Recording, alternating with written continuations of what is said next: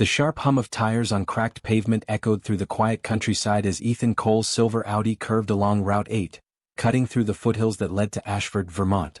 The early October sun reflected off the windshield, casting long shadows over the dashboard, but he barely noticed.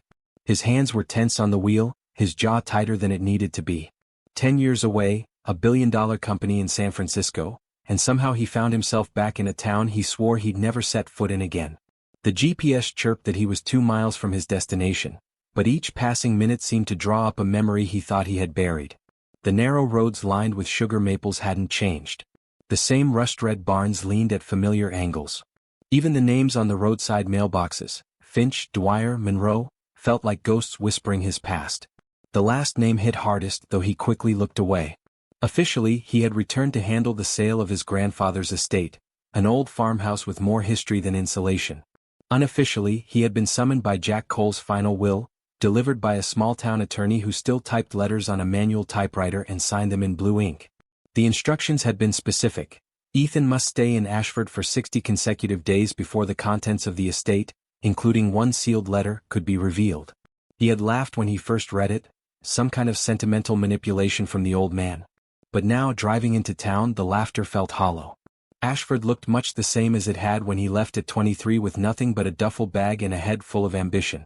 The steeple of the First Congregational Church still dominated the skyline. The general store, with its sagging awning and hand-painted signs, still stood across from the library.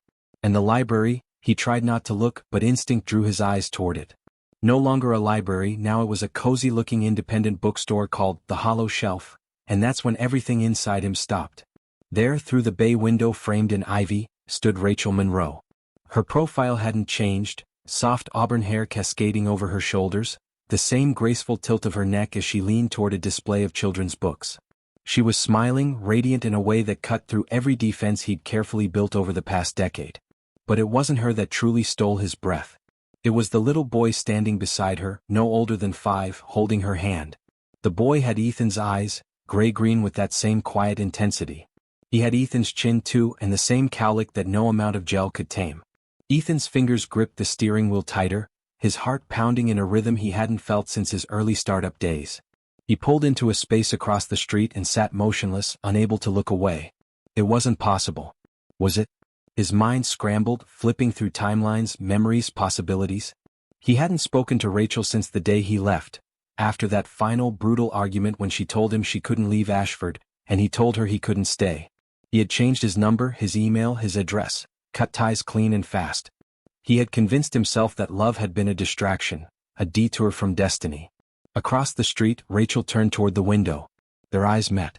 Her smile faltered, then vanished completely. Her body stiffened. In a blink, she scooped the boy into her arms, whispered something, and disappeared into the back of the store. Ethan sat frozen, trying to process what had just happened. Coincidence? Surely she would have told him.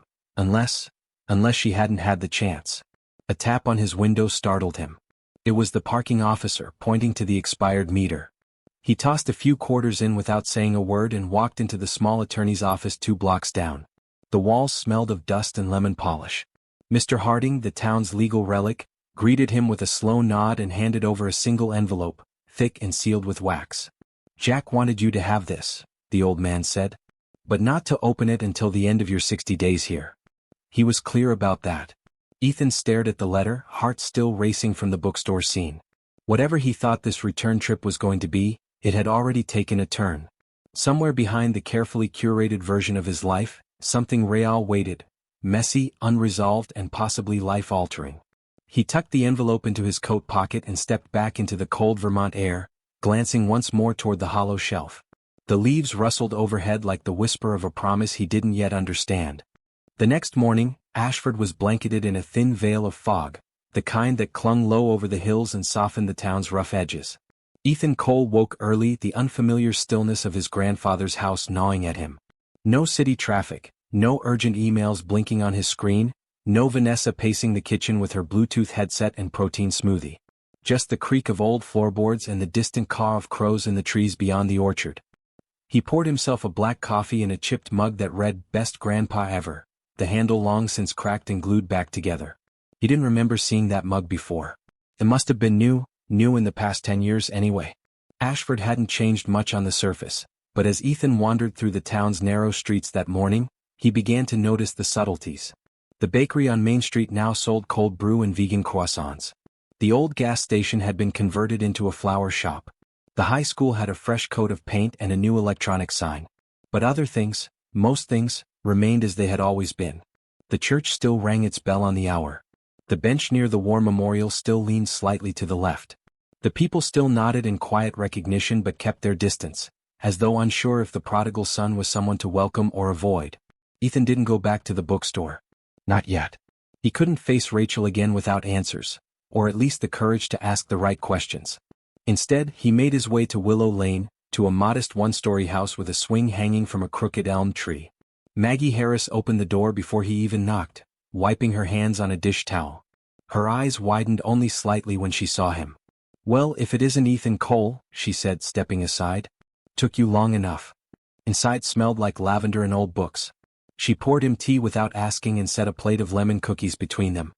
He hadn't realized how much he needed a familiar face until she sat across from him and tilted her head, studying him like a puzzle she wasn't sure how to solve. He asked about Rachel, carefully, vaguely. Maggie answered in kind, cautious but not cold. Rachel had stayed in Ashford. She'd taken over the children's reading program at the new bookstore and lived in a small rental house on Maple Street. She was raising a boy named Ben. There was no mention of a husband or partner. Maggie didn't offer and Ethan didn't press. "She's done well," was all Maggie said at the end. Stronger than most give her credit for.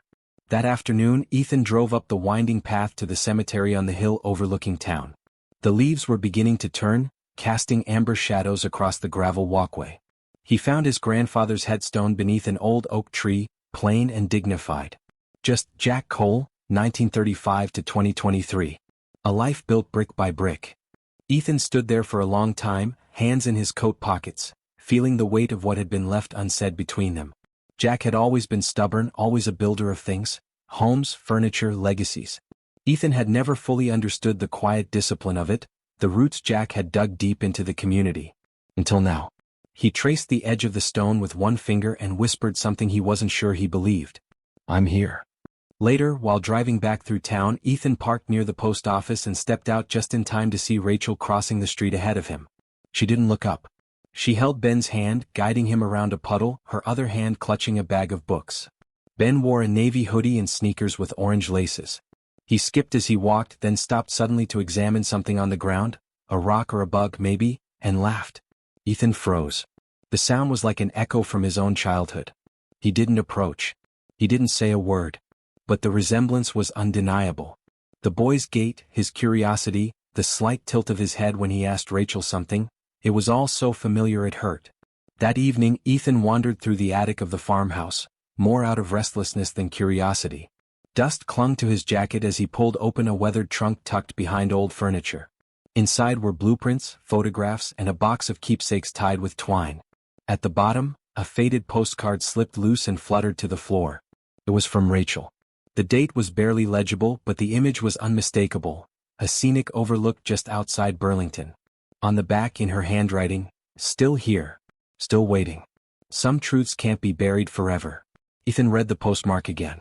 It was dated just 4 months after he left Ashford. His stomach twisted. She had written. She had tried to reach him. And he had never seen it. As the sun dipped below the hills and the town's lights blinked on one by one, Ethan stood in the attic with the postcard in hand, realizing that maybe the past hadn't been as closed off as he'd believed. Maybe he hadn't just run away from Ashford. Maybe he'd run from something, or someone, far more important. The attic smelled of cedar and thyme. After the postcard, Ethan couldn't stay away. It became a ritual over the next few days, early mornings spent picking through dust-covered boxes and late nights combing through the relics of a life he'd left behind. He hadn't expected to find anything else. The postcard had already shifted something inside him, cracked the ice of his certainty. But what he found beneath a creaking floorboard changed everything. It was a wooden box, handmade, the initials JC, carved into the lid with a pocket knife, the kind his grandfather always carried in his back pocket. Inside, bound neatly with twine, were letters. Dozens of them. All addressed to him. None mailed. Ethan sat cross-legged on the attic floor, the air growing colder around him as he read one after another. The first was dated barely a month after he'd left Ashford. "Dear Ethan, It began in his grandfather's blocky handwriting. Rachel came by today. She looked tired. Worn thin. Said she wasn't sleeping well. I didn't ask, but I could tell something was wrong. The next letter was more direct. She's expecting. I don't think she's told you. I can't say I understand everything between you two, but I know this. Running doesn't make it disappear. The letters became a timeline of a childhood Ethan had missed entirely. One described Ben's first birthday, how he smashed the cake with both fists and laughed until frosting dripped from his ears. Another recalled his first word, book, unsurprisingly given Rachel. Still another described a little league game in which Ben hit the ball on his very first try, then ran the wrong way around the bases. Jack's words were filled with warmth, quiet awe, and a kind of restrained sadness. He hadn't just watched Ben grow, he'd loved him, protected him. Been there in all the moments Ethan hadn't. One letter stood out. It had no date, just a short message written in darker ink, the lines pressed deeper into the paper. Some truths take time to land, but the blood always knows its way home. Ethan read that one several times, the words looping in his mind like a song he couldn't place. He wondered if Jack had written it knowing Ethan would eventually read it, or simply out of hope.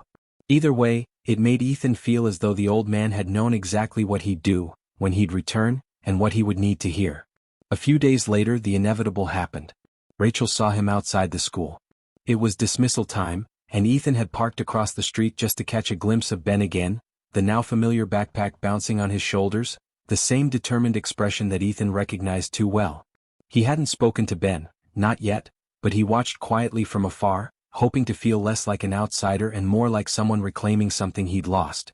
Rachel approached him quickly, her voice low but sharp, cutting through the ambient noise of children and car doors. She told him, calmly but with eyes that betrayed her fury, that he had no right to hover, no right to show up after vanishing for a decade. Ethan didn't argue. He just listened, absorbing each word like gravel against skin, knowing she was right.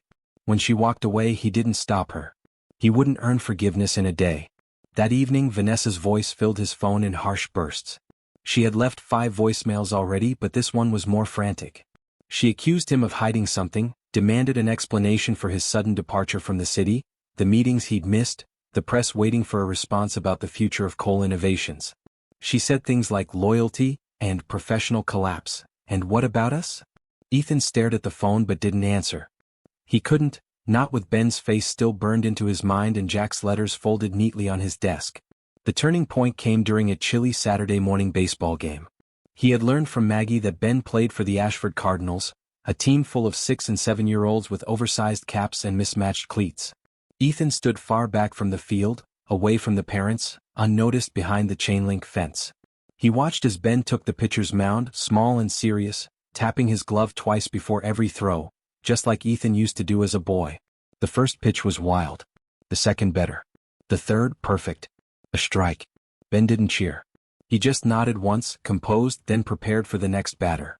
Ethan felt something tighten in his chest, an ache that couldn't be named.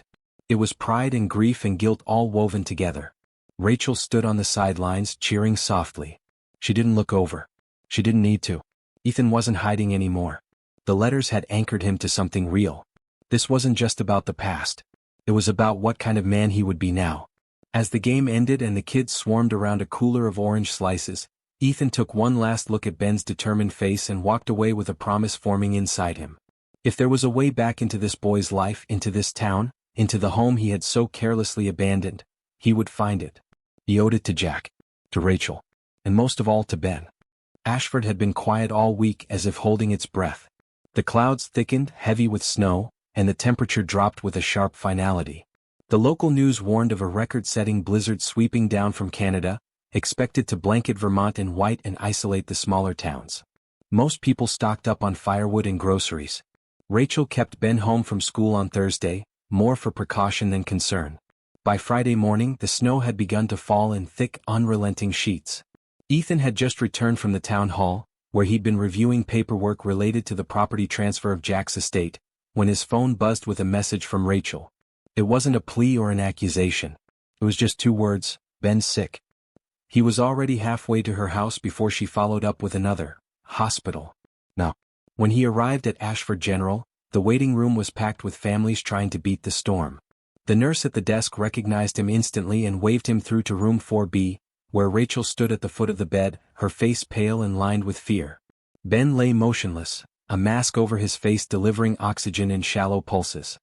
His cheeks were flushed with fever, his hair plastered to his forehead. Pneumonia, the doctor said shortly, not looking up from the chart. It's moving fast. We're almost out of ceftriaxone. We called Burlington Central, but with this storm. I'll go, Ethan said without thinking.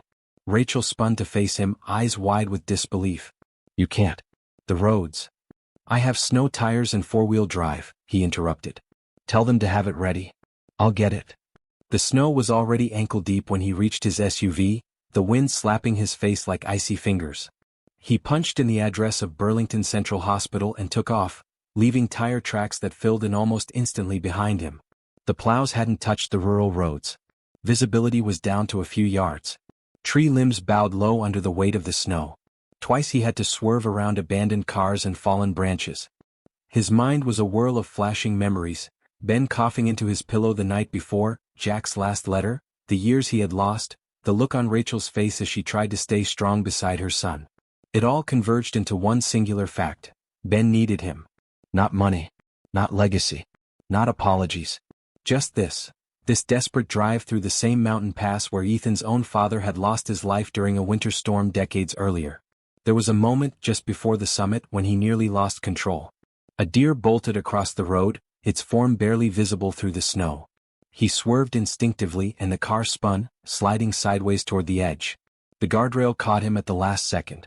He sat frozen for a moment, headlights illuminating nothing but white. His heart hammered against his ribs like a warning bell. But something steadied him, a memory maybe or a voice he couldn't quite place. He gripped the wheel and moved forward, inch by inch, until finally, like a vision, the glowing sign for Burlington Central cut through the snow ahead. The staff was waiting, bundled in coats and scarves, ready to hand off the medication without formalities. Ethan barely said a word before turning around and heading back into the storm. It was almost midnight when he returned to Ashford General. Rachel met him in the lobby, her eyes glistening with something between fear and gratitude. She took the medicine with shaking hands and followed the nurse down the corridor. Ethan collapsed into a chair and waited, staring at the water stains on the ceiling tiles, listening to the hum of the generator that had kicked in when the power failed hours earlier. Time slowed. Then finally the doctor returned and nodded once. He's stable. You got it here just in time. Rachel sat down beside Ethan in the dim corridor, silent for a while. When she finally spoke, her voice was low and tight. I tried, Ethan. After you left. I wrote. I called. I even drove to San Francisco once. But your number changed. Your office said you were in Europe. I stood outside your building for hours, thinking you might walk out. Ethan turned to her slowly. I didn't know. I thought cutting everything off was the only way to move forward. She looked at him, then really looked at him, and something behind her exhaustion softened. Well, you didn't move forward, Ethan. You just moved away. Later that night, back at Jack's house, Ethan stood by the fire with the last letter from the attic in his hands. It was the only one sealed separately, tied with a faded green ribbon. He broke the seal with careful fingers and unfolded the thick paper. Ethan, if you're reading this, you found what matters. Not the company. Not the name. The boy. The woman. The second chance you thought you'd never deserve. Stay. Fight for it. And never run again. Jack's handwriting shook slightly on the last line, as if he had known the urgency of the message. Ethan read it twice, then folded it neatly and placed it in his coat pocket, close to his heart. The storm outside raged on, but for the first time in years he didn't feel lost in it. Dear viewers, thank you for being with us. Subscribe to the channel, like us, and be sure to write in the comments what you think of this story. Don't forget to click on the bell, so you don't miss new interesting stories. See you soon.